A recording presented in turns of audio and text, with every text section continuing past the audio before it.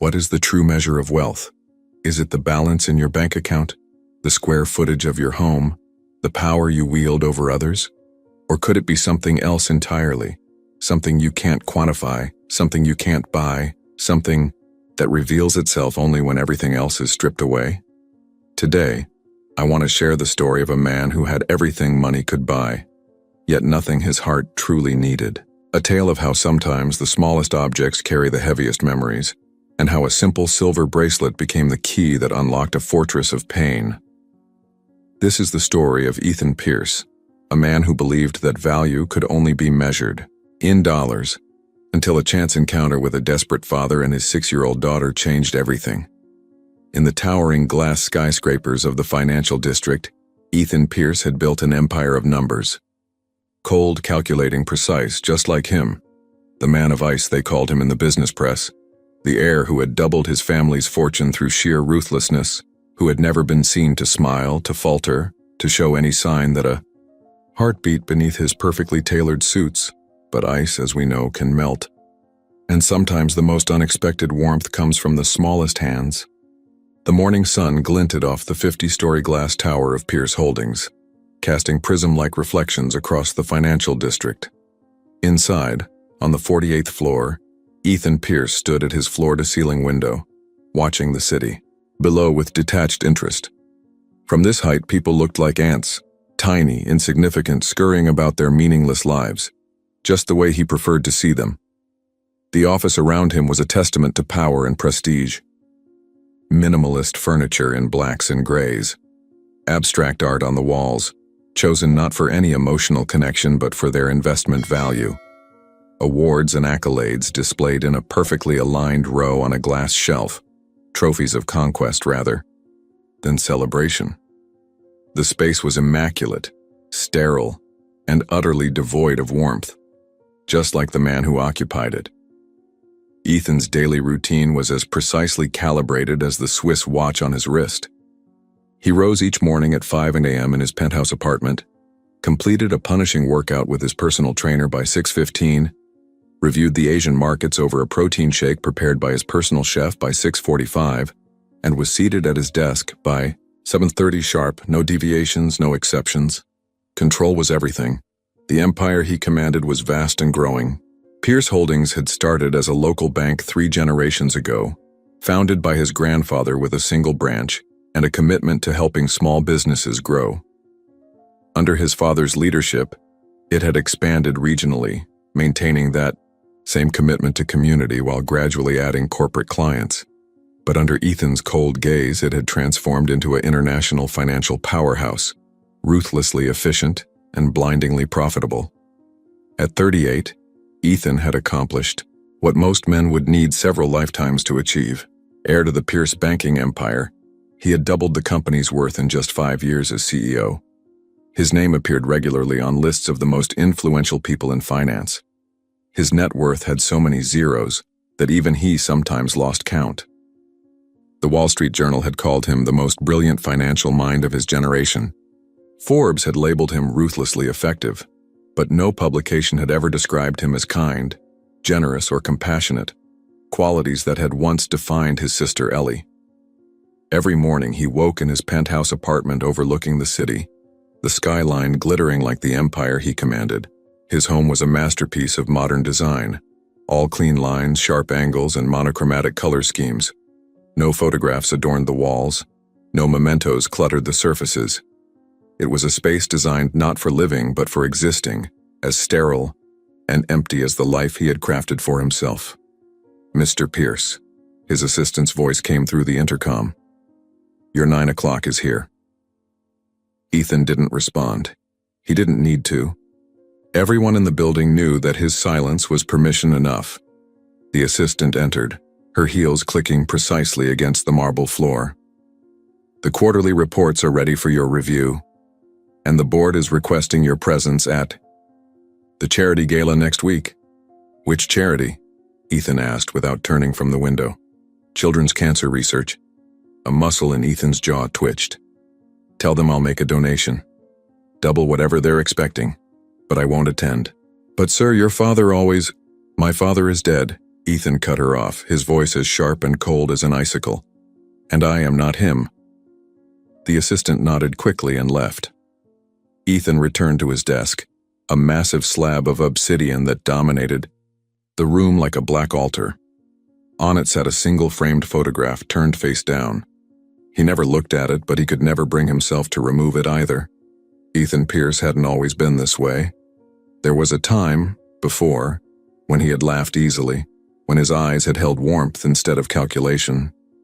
A time when he had believed in things beyond balance sheets and profit margins. But that was before the accident, before the rain-slicked roads and the call that came at 2:17 in the morning, before he had stood in the hospital hallway, listening to the doctors explain that they had done everything they could, before he had to identify the broken body of his sister, Ellie, sweet Ellie, with her endless compassion and her dreams of changing the world. Just 22 and fresh out of college with plans to work for nonprofits to help those less fortunate. She had been the family's heart, his heart, and when she died, something in Ethan died too. The night of the accident remained etched in his memory with painful clarity. The rain lashing against the windows of Pierce Holdings as he worked late, ignoring the texts from Ellie asking when he would pick her up from her volunteer meeting. The irritation he felt at being interrupted, the decision to tell her to take a taxi, that he would reimburse her, the casual dismissal of his promise because a major client needed attention. 2 hours later, the call came. A truck had hydroplaned on the slick roads, crossing the median. The taxi Ellie was in had no chance. By the time Ethan reached the hospital, sprinting through fluorescent-lit corridors with his heart in his throat, it was too late. She was gone. The last thing she had texted him was, "It's okay, big brother. I understand." But she hadn't understood.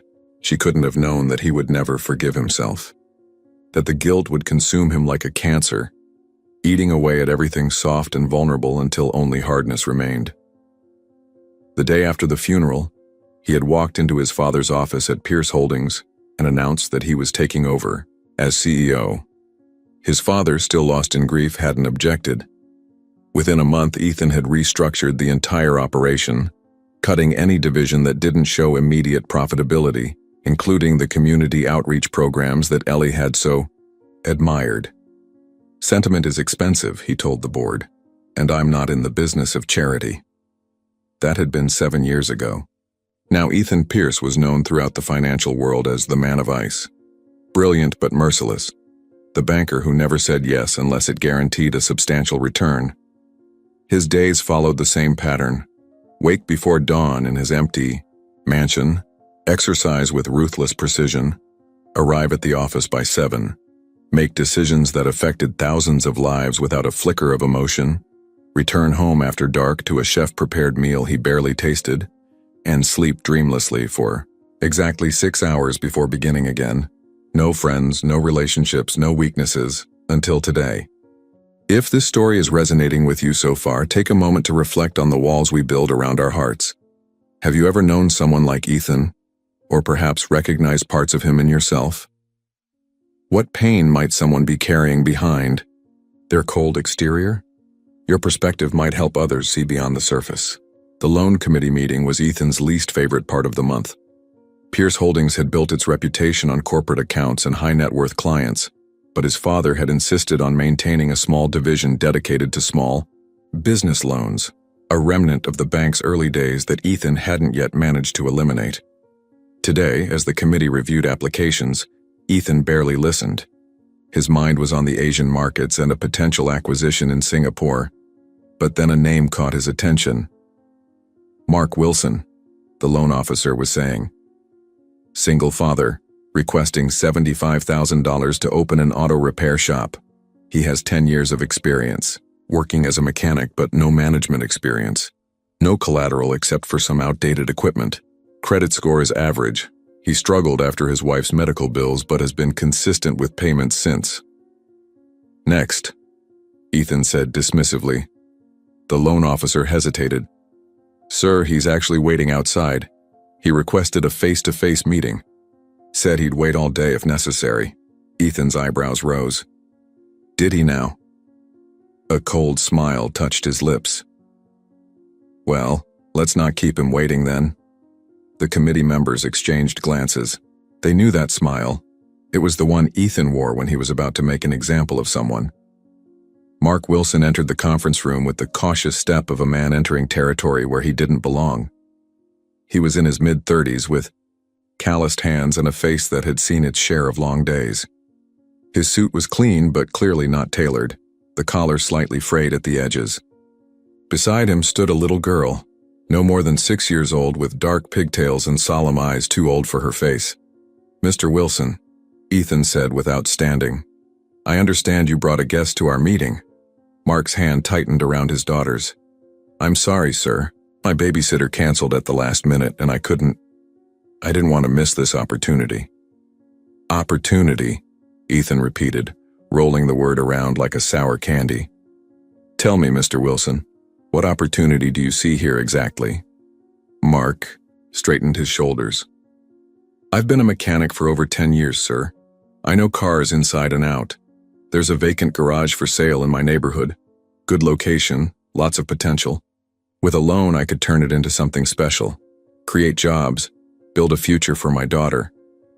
"Lily," the little girl supplied quietly. "My name is Lily." Ethan's gaze flicked to her briefly, then back to Mark.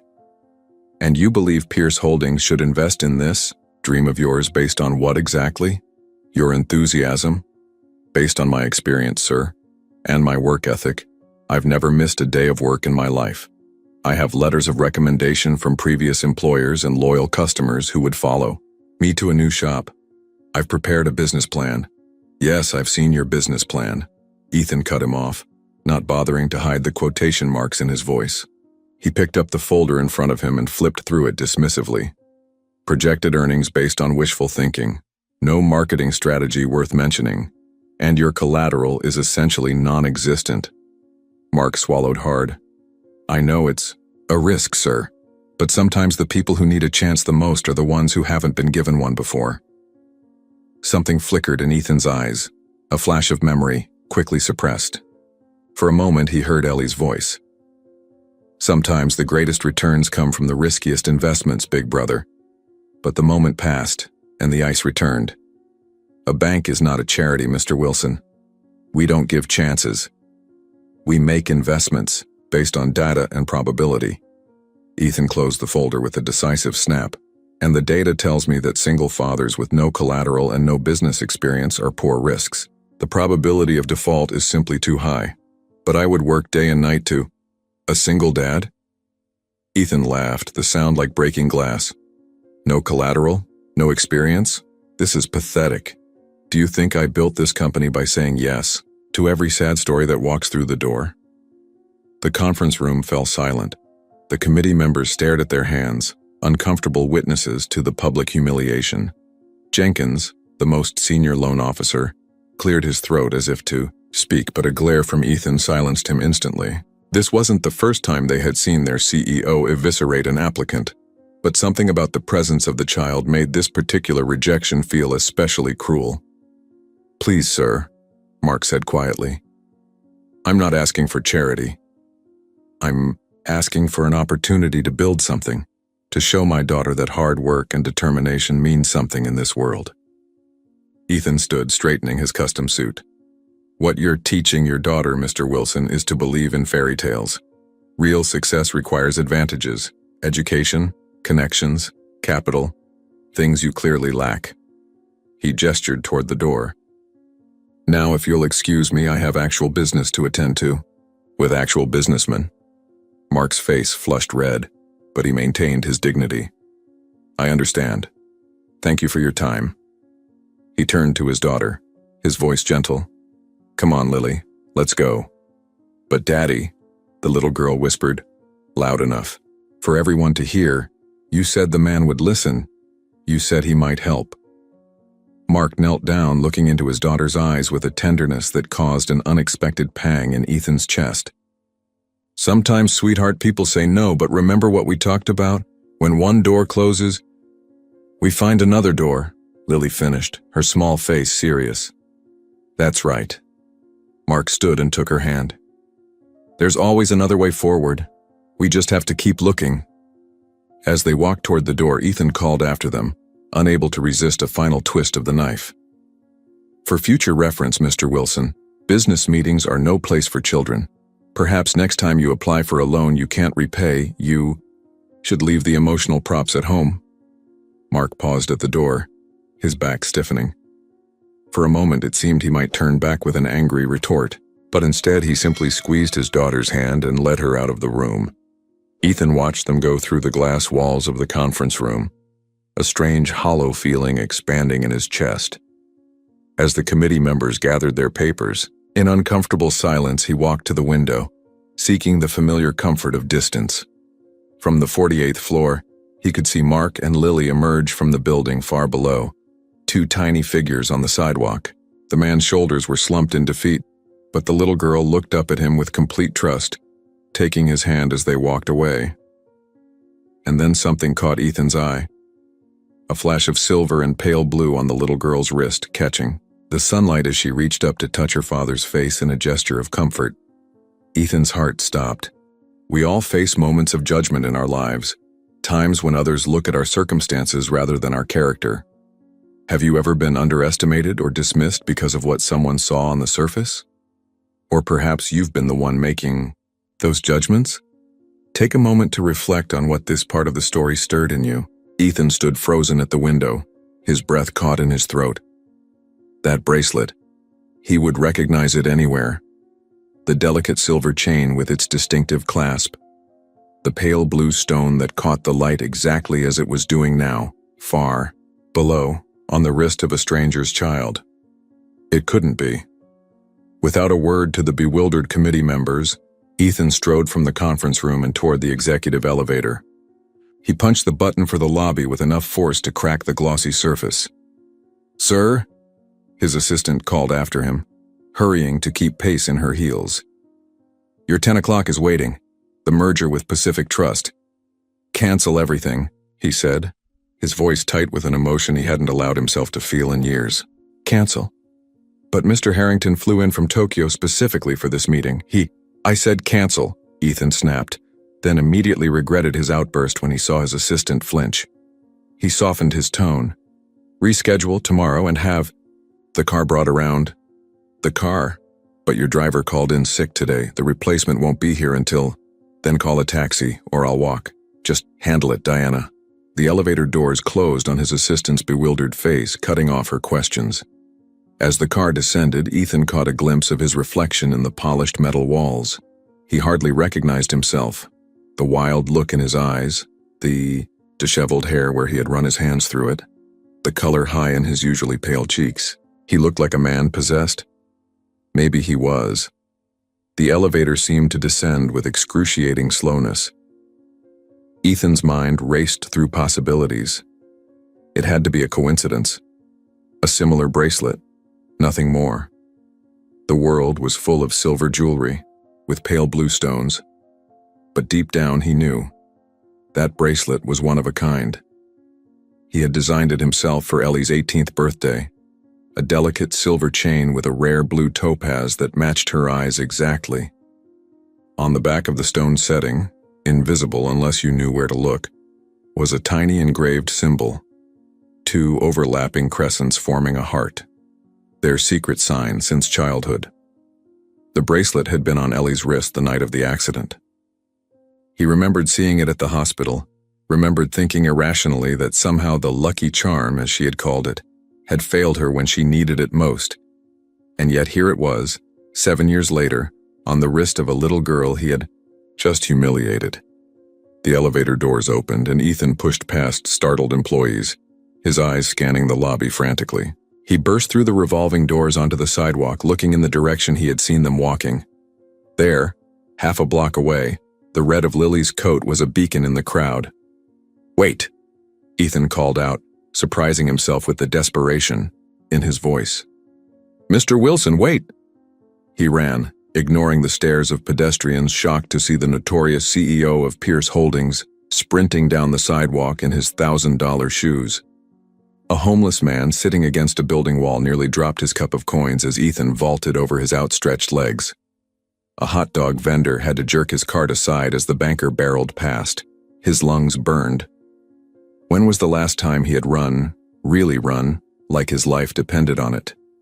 His personal trainer at his exclusive gym would be horrified by his form, by the way his expensive Italian leather shoes slapped against the pavement, by the undignified heaving of his chest. But none of that mattered. All that mattered was catching them before they disappeared into the crowd. "Mr. Wilson," he called again, his voice cracking. Mark turned at the sound of his name, instinctively pulling Lily closer to his side. His expression hardened when he recognized Ethan, a protective arm going around his daughter's shoulders.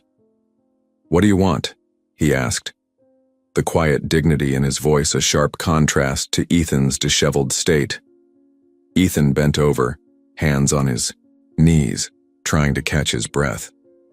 He was aware of how ridiculous he must look, the mighty Ethan Pierce, gasping like a fish out of water on a public sidewalk. A week ago, he would have rather died than appear so vulnerable in front of a stranger. Now it didn't seem to matter. "Mr. Wilson," Ethan said, trying to control his breathing. "That bracelet, your daughter's bracelet, where did she get it?" Mark's protective stance became even more pronounced. "Excuse me?" "The bracelet," Ethan repeated, pointing to Lily's wrist. "The silver one with the blue stone. I need to know where it came from." "Why do you care?" Mark asked, suspicion clear in his voice. "You've made your position on us perfectly clear, Mr. Pierce." Ethan ran a hand through his perfectly styled hair, not caring that he was disrupting the immaculate image he had cultivated for years. "Please, it's important." Something in his tone must have conveyed his desperation because Mark's expression softened slightly. He knelt beside Lily. "Sweetheart, can I see your special bracelet for a moment?" Lily nodded solemnly and extended her small wrist. The silver gleamed in the sunlight, the pale blue stone capturing the light, just as it had when Ellie wore it. "It was her mother's," Mark explained, his voice gentler now. "She left it for Lily before she passed away 3 years ago. Cancer." He swallowed hard. "She told Lily it was magic, that it would protect her even when Mommy couldn't." Ethan felt as though the ground beneath him had turned to water. "May I?" he asked, gesturing to the bracelet. Mark hesitated, then nodded. Ethan knelt down to Lily's level, something he couldn't remember doing with any child in years, and carefully turned the bracelet to examine the back of the setting. And there it was. 2 overlapping crescents forming a heart. Their secret sign. "Where? Did your wife get this?" Ethan asked, his voice barely above a whisper. "She found it at a charity shop years ago," Mark said. "Before Lily was born, said it called to her somehow, that it was special. A charity shop, of course." After the funeral, Ethan had ordered all of Ellie's possessions donated. He couldn't bear to keep them, couldn't bear the constant reminders of his failure to protect her. He had never considered where those items might end up, what new meanings they might take on in strangers' lives. Ellie's bracelet, her lucky charm, had found its way to another little girl who needed protection. Something broke inside Ethan then, a dam that had held back 7 years of grief. His vision blurred and he realized with shock that he was crying. Here on a public sidewalk in front of a man he had humiliated minutes ago and his innocent daughter. "Sir?" Mark asked, clearly alarmed by the transformation of the cold banker into this emotional wreck. "Are you okay?" Ethan stood wiping his eyes with the back of his hand. "That bracelet belonged to my sister," he said, his voice raw. "She died 7 years ago. I designed it for her 18th birthday. Understanding dawned on Mark's face. "I'm so sorry, I had no idea. No one could have known." Ethan took a deep breath, trying to regain his composure. "Mr. Wilson, would you and Lily please come back to my office? I think we have more to discuss than a loan application." For a moment, Mark hesitated, clearly weighing whether to trust the man who had humiliated him minutes ago. But something in Ethan's face, The raw vulnerability, so at odds with the cold mask he had worn in the conference room, seemed to convince him. "All right," he said finally. "But I need to know, why does this bracelet matter so much to you?" Ethan looked down at the silver and blue trinket on Lily's wrist, glistening in the sunlight like a beacon from another time, another life. "Because," he said softly, "it's the only thing I have left of someone I loved very much. Someone I failed." As they walked back to Pierce Holdings, an unlikely trio, Ethan noticed how Lily skipped between the adults, her small hand still firmly clasped in her father's larger one. How Mark automatically adjusted his pace to accommodate her shorter legs. How he patiently answered her curious questions about the tall buildings and the bustling crowds. It was a dance of devotion, performed without thought or expectation of reward.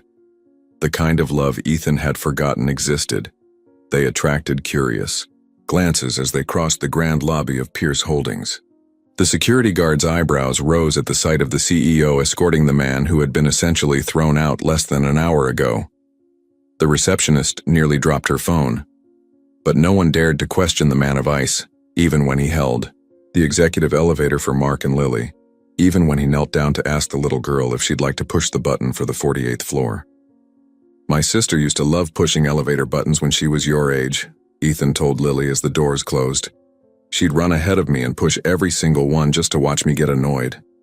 "Did you get mad at her?" Lily asked, her brown eyes. "Serious, I pretended to," Ethan admitted with a half smile. "But secretly, I loved how happy it made her. Meaningful connections can appear in the most unexpected ways, often through seemingly random coincidences that make us wonder if they're really coincidences at all. Has an object ever reconnected you with someone or something from your past? Or have you experienced a moment that felt too perfectly timed to be mere chance?" The return journey to the 48th floor was silent. Mark held Lily's hand tightly, clearly uncertain about this sudden reversal, but unwilling to squander whatever opportunity had presented itself. Lily seemed unperturbed, gazing around the opulent elevator with wide-eyed curiosity. "Does this elevator go all the way to heaven?" she asked suddenly, making both men startle. Mark flushed with embarrassment. "Lily, that's not quite to heaven," Ethan interrupted gently, "but sometimes it feels like it. We're so high up, we can see almost the whole city." Lily nodded, satisfied with this answer. "Is that where your sister lives now? In heaven?" The directness of the child's question caught Ethan off guard.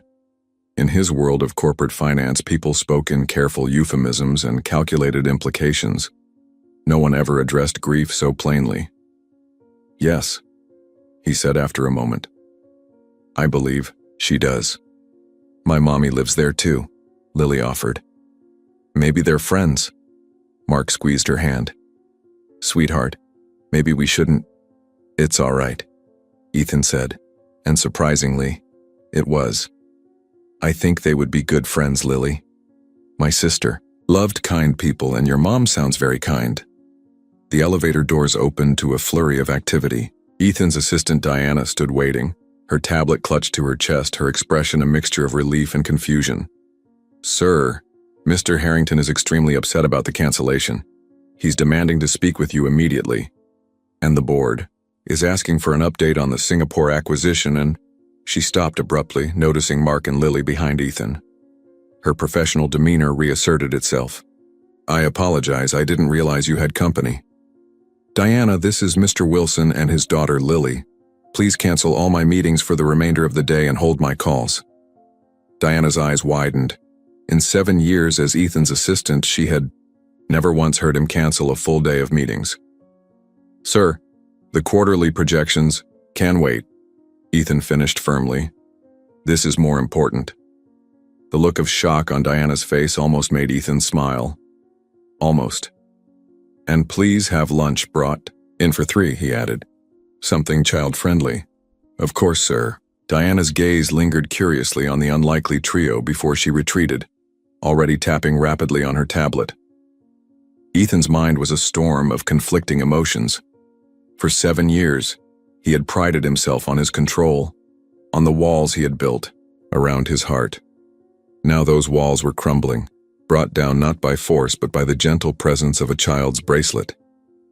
In his office, Ethan dismissed his bewildered assistant with a gesture and closed the door.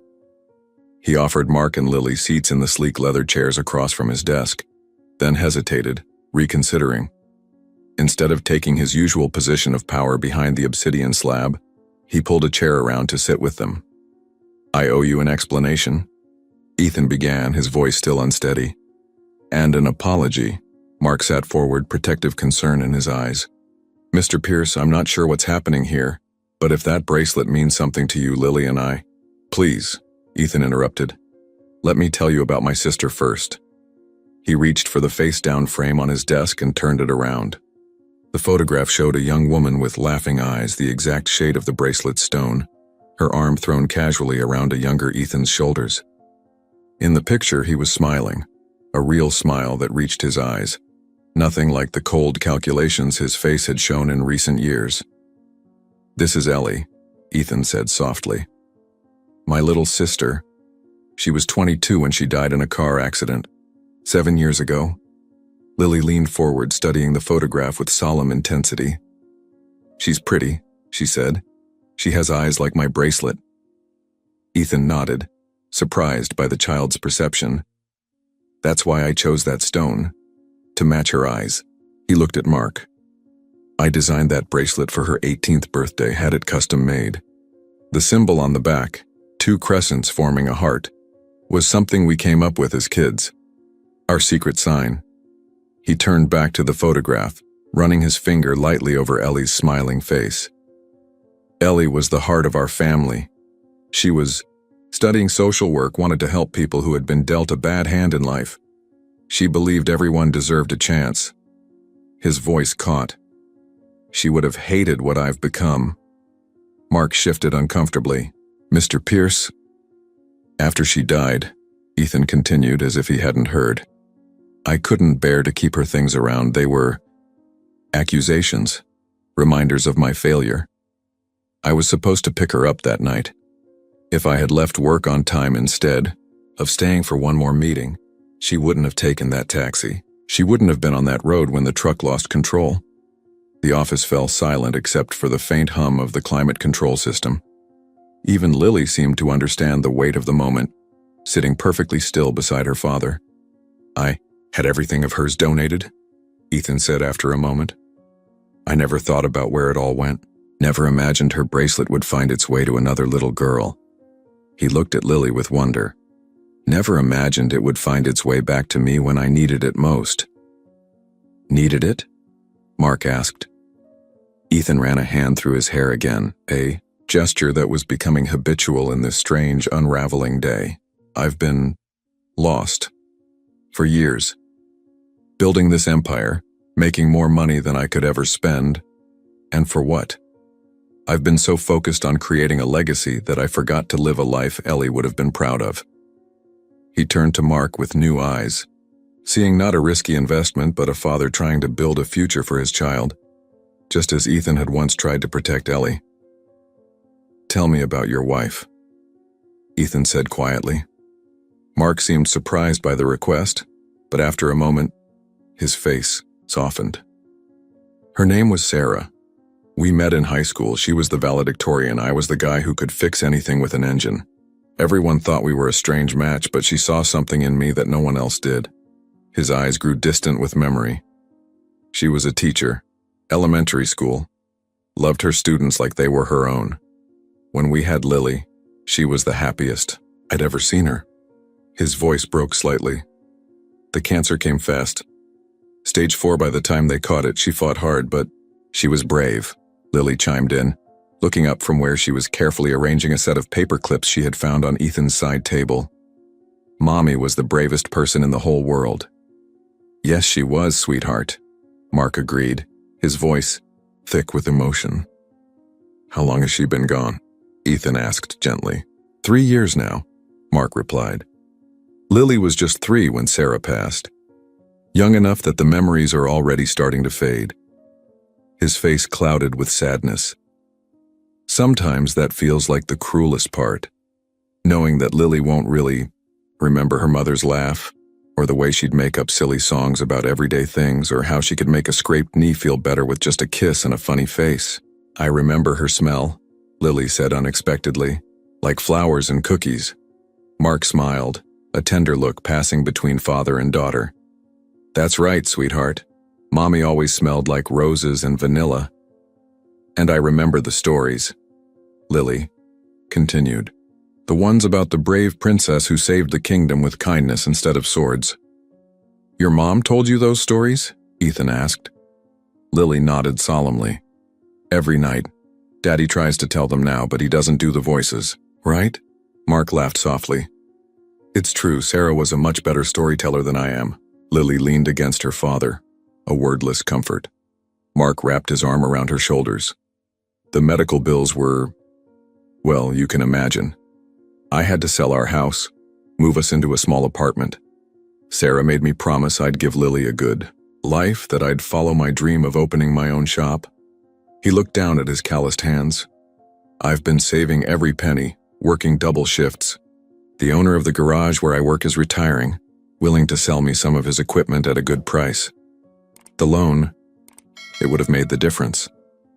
Ethan was silent for a long moment, looking at the father and daughter before him. He thought about all the loan applications he had rejected over the years without a second thought. How many of those people had been like Mark, good people in difficult circumstances, needing not charity but a chance? The bracelet, Ethan said finally. Ellie called it her lucky charm. She said it reminded her that even in the darkest moments there was always light to be found. He smiled sadly. I thought it was sentimental nonsense at the time. Now I'm not so sure. He stood and walked to the window, looking out at the city below. From this height, people still looked like ants. But for the first time in years, Ethan found himself wondering about their stories, their struggles, their dreams. Mr. Wilson, he said, turning back to face them. I believe I owe you a proper loan review. The objects we carry with us often hold more than their physical weight. They carry memories, connections, and sometimes even guidance when we need it most. Is there a meaningful object in your life that's helped you through difficult times, or reminded you of what truly matters? I'd be touched to hear about the lucky charms that have significance in your life journey. The next few hours passed in a blur of activity. Ethan called in his best loan officers, his financial advisors, even the bank's small business specialist who had been all but forgotten since Ethan took over. Mark's business plan was spread across, the conference table being dissected, improved, and rebuilt. Lily had fallen asleep on a couch that had been brought in from the executive lounge, the bracelet glinting on her wrist as her chest rose and fell in peaceful slumber. The location has good potential, the small business specialist was saying. It's in an area with high vehicle ownership but limited service options. If we helped Mr. Wilson secure not just the garage but also the adjacent storefront, he could expand into a waiting area that would set him apart from competitors. Ethan nodded, taking notes. What about equipment financing instead of a straight loan? Better terms, lower initial overhead. The specialist looked surprised at the CEO's knowledge of small business financing, a subject he had shown zero interest in until today. That could work very well, actually. Mark watched this transformation with a mixture of hope and bewilderment. Mr. Pierce, I don't understand. This morning you wouldn't even consider my application, and now... Ethan set down his pen and met Mark's gaze directly. This morning I was a man who had forgotten what matters, who had convinced himself that worth could only be measured in collateral and credit scores. He glanced at Lily, sleeping peacefully. Your daughter reminded me that some things can't be measured that way. Mark followed his gaze to his daughter.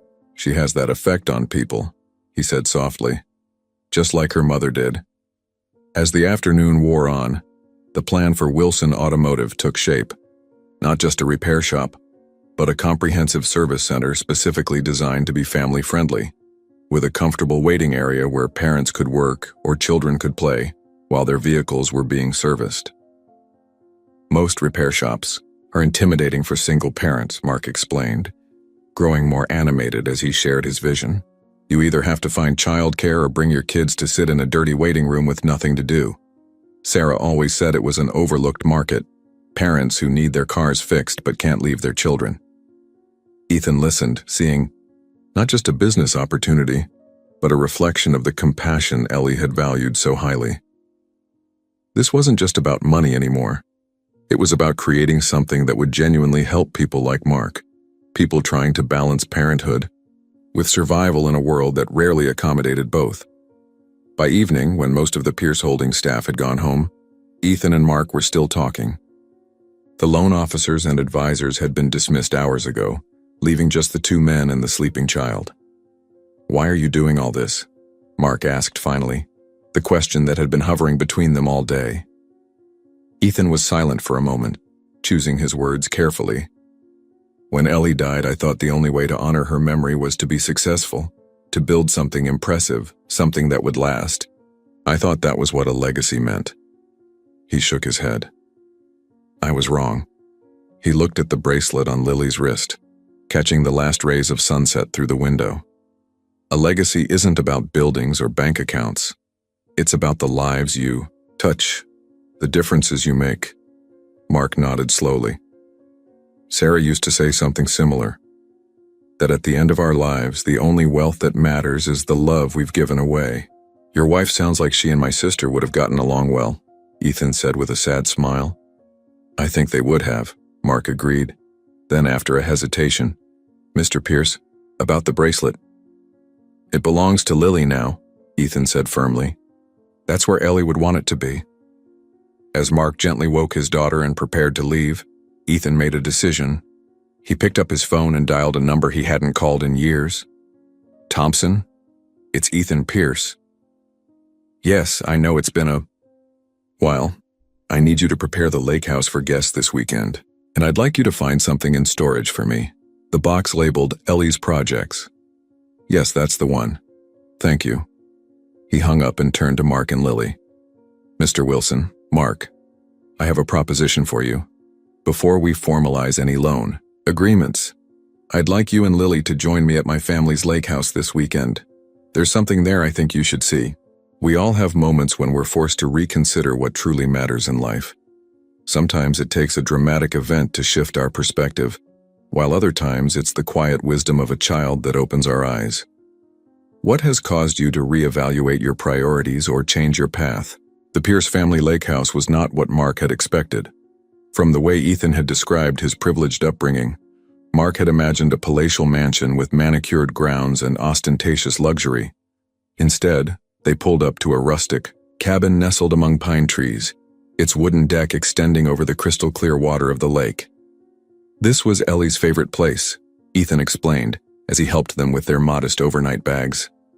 "Our parents wanted to buy something grander, but she insisted this was perfect just as it was, said it had character." As they approached the weathered front door, Ethan hesitated, his hand on the knob. "I haven't been here since—" He didn't finish the sentence, but Mark understood. "We don't have to do this today," Mark offered. "If it's too difficult." Ethan shook his head. "No, it's time. 7 years is long enough to avoid the places that matter." He pushed open the door, inhaling sharply as the familiar scent of pine and wood smoke enveloped him. Inside, the cabin was comfortable, but simple. A stone fireplace dominated the main room with well-worn leather furniture arranged around it. Photographs lined the wooden walls, the Pierce family through the years. From formal portraits to candid snapshots of fishing trips and campfires, a layer of dust covered most surfaces, despite Thompson's efforts to prepare the place on short notice. It was clear no one had truly lived here in years, yet there was still a warmth to the space, an echo of happier times that even years of neglect couldn't erase.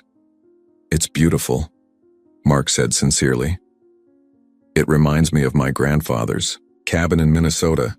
We used to spend summers there when I was a kid." Lily immediately ran to the large picture window overlooking the lake. "Daddy, look, there are ducks." Thompson, the caretaker, a man in his 60s with weathered hands and kind eyes, smiled at the child's enthusiasm. "There's a family of them that nests here every year, miss. If you're gentle, they might even eat from your hand." Lily's eyes widened with delight. "Can I try?" "After dinner," Mark promised. "If Mr. Pierce doesn't mind." "Ethan, please," Ethan corrected him. "And of course, I don't mind." Ellie used to spend hours with those ducks. Said they were better company than most people. He walked over to the window where Lily stood and pointed to a small wooden dock extending into the lake. See that dock? Ellie convinced my father to build it specially for duck feeding. Said the proper way to make friends with a duck was to meet it halfway. Lily giggled at that, and the sound, so unexpected in this place that had known only silence for years, seemed to lift something heavy from Ethan's shoulders. As Thompson showed Mark and Lily to their rooms, Ethan remained in the main room, looking at the photographs that chronicled a different life, a different version of himself. In one, a teenaged Ethan stood proudly beside Ellie as she held up a fish nearly half her size. In another, they sat on this very dock, feet dangling, in the water, ice cream cones in hand. When had he last eaten ice cream? When had he last done anything simply for joy? After a dinner of Thompson's legendary beef stew, they gathered in the main room. A fire crackled in the hearth, casting dancing shadows on the walls. Outside, the moon painted a silver path across the lake. You said there was something here you wanted us to see? Mark prompted gently. Ethan nodded and retrieved a dusty cardboard box from the storage room. Ellie's projects was written on the side in her flowing handwriting.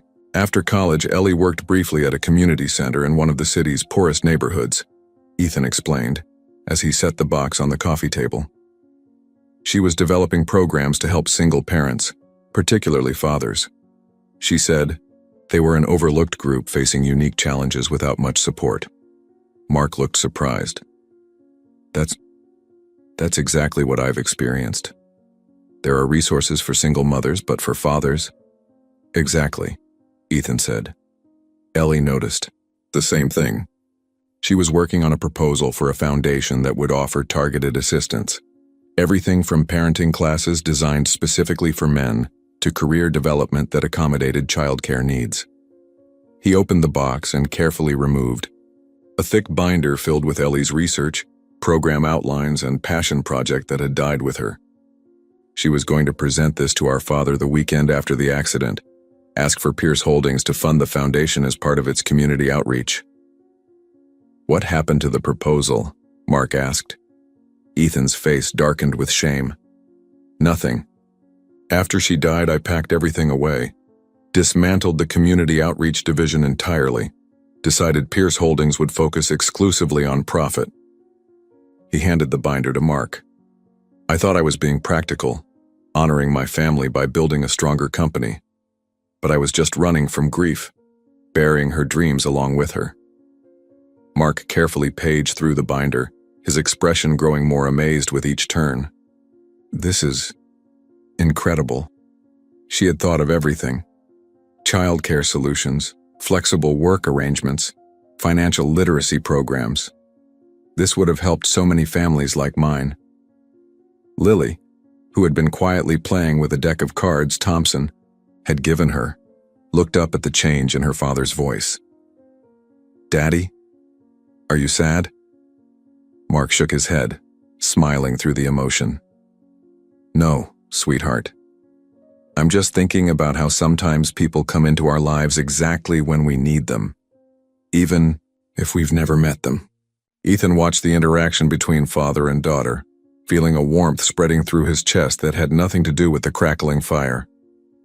Mark, I have a new proposition for you, one that goes beyond the auto shop. Mark looked up, curious. I want to establish the Ellie Pierce Foundation, Ethan said, the idea crystallizing as he spoke, dedicated to supporting single parents with a special focus on fathers, and I want you to help me design it. Me? Mark looked stunned. But I'm not. I don't have any experience with nonprofits or foundations. But you have experience being exactly the person this foundation would serve, Ethan pointed out. You know what would have helped you after Sarah died, what would make your life easier now as you try to build a future for Lily. He leaned forward, more animated than he had been in years. The auto shop would be just the beginning. We could create a network of family-friendly businesses owned by single parents with built-in childcare cooperatives and flexible scheduling. Like what Mommy wanted to do with her school, Lily chimed in unexpectedly. Both men turned to her, in surprise. "What do you mean, sweetheart?" Mark asked. Lily continued organizing her cards in neat patterns as she spoke. "Mommy told me she wanted to make a special place at her school for kids whose parents had to work late, so they wouldn't be lonely while waiting." Mark's eyes filled with tears. "I didn't know she'd planned that." "She said it was a surprise," Lily explained matter-of-factly, "for when she got better."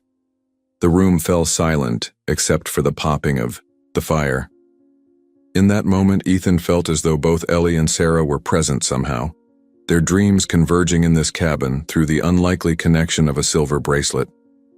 "I spent 7 years trying to bury my grief in work," Ethan said quietly, "building walls around my heart, convinced that caring was a weakness I couldn't afford. And in a single day, your daughter's bracelet brought those walls crashing down." He looked at Lily, who was now contentedly arranging the cards in a complex pattern that only made sense to her. "I thought I had everything figured out. I thought success was measured in acquisitions and profit margins, but I was missing the point entirely." Mark nodded, understanding in his eyes. "After Sarah died, I thought success meant somehow giving Lily everything she would have had if her mother had lived. I worked double shifts, exhausted myself, barely saw her. It took me months to realize that what she needed most wasn't things. It was me. Present, available, whole. I spent 7 years learning the wrong lessons," Ethan admitted. "Building a legacy that honored no one, least of all Ellie." He reached out and gently touched the bracelet on Lily's wrist. "But maybe it's not too late to build the right one. True legacies aren't built of stone and steel, but of moments that change hearts and actions that change lives. What kind of legacy are you creating in your daily choices? How might your story continue to affect others long after you're gone?" I invite you to share your thoughts on what makes a meaningful legacy in your own life journey. 1 year later, the grand opening of Wilson Automotive Family Service Center was unlike any auto shop opening in the city's history. A red ribbon stretched across the entrance to the gleaming new facility, which occupied not just the original garage Mark had hoped for, but the entire building, renovated from top to bottom. The transformation had been remarkable.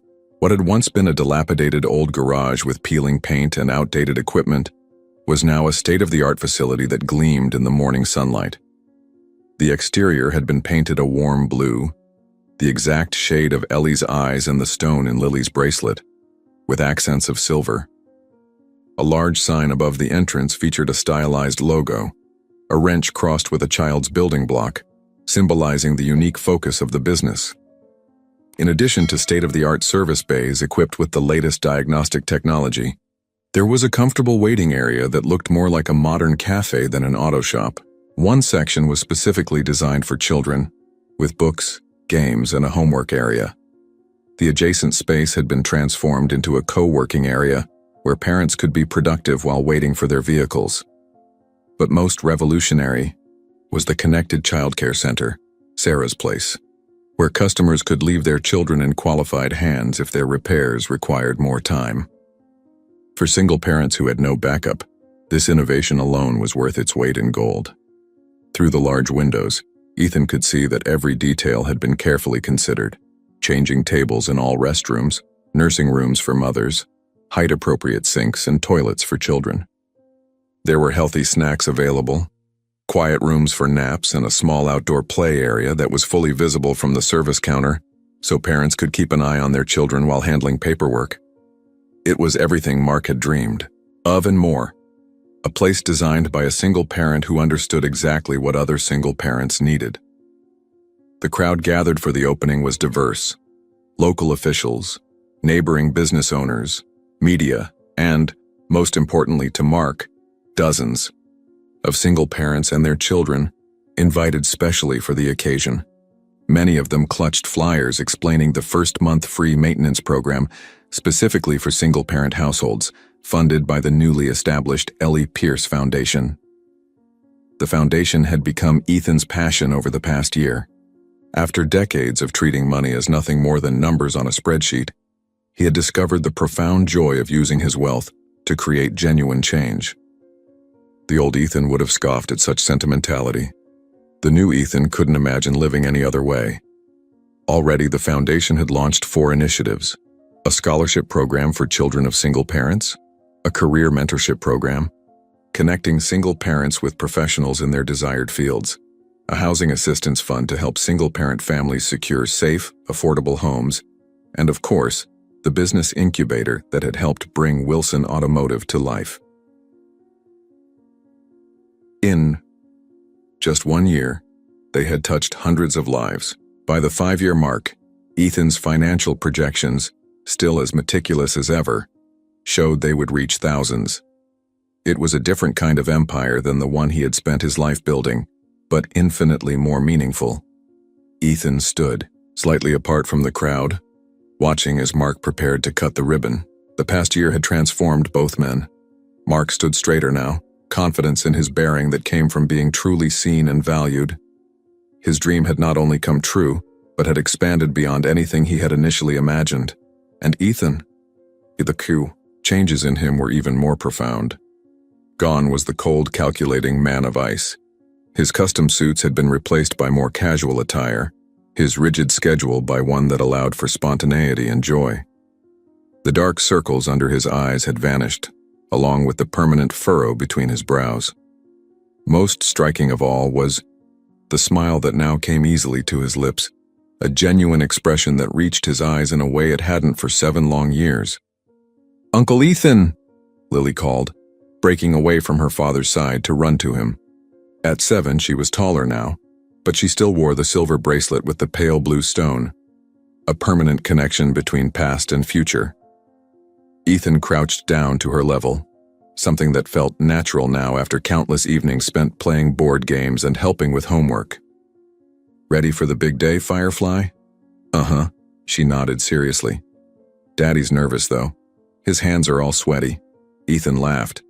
"That happens to everyone on important days, even me." "Even you?" Lily asked skeptically. In her world, Uncle Ethan was never nervous about anything, even me, he confirmed. "Especially on days that would make someone I love proud." Lily considered this, then nodded sagely. "Like Aunt Ellie and my mom. Exactly like them." Mark approached, adjusting his tie for the 10th time that morning. "They're ready for us. You sure you don't want to be front and center for this? It wouldn't have happened without you." Ethan shook his head. "This is your moment, Mark. Your vision." "Our vision," Mark corrected him. "Yours and mine. Ellie's and Sarah's." Over the past year, what had begun as a simple auto shop had evolved into the first pilot program of the Ellie Pierce Foundation. While Mark focused on creating the perfect family-friendly business model, Ethan had thrown himself into establishing the foundation, using his business acumen and connections to secure funding and support that went far beyond his own considerable contribution.